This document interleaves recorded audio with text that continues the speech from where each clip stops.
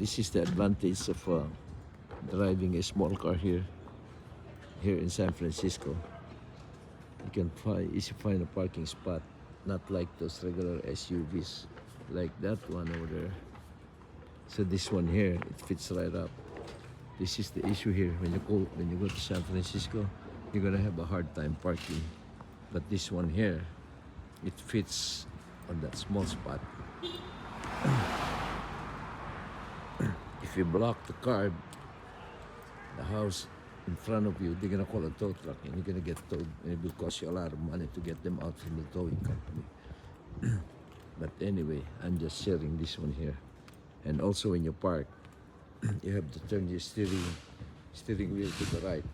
That way, the tire will hit the curb right there.